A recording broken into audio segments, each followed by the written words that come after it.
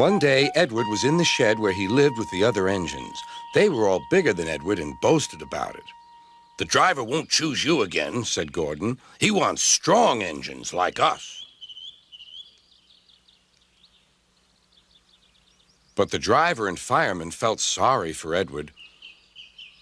"Would you like to come out today?" "Oh, yes, please," said Edward. So they lit his fire, made lots of steam, and Edward puffed away.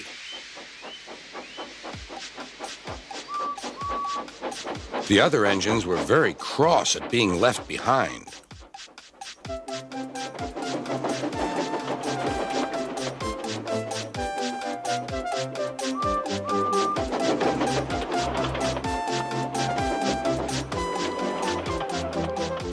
Edward worked hard all day. The coaches thought he was very kind, and the driver was very pleased.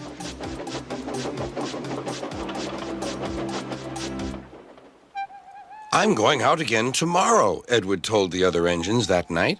"What do you think of that?" But he didn't hear what they thought, for he was so tired and happy that he fell asleep at once.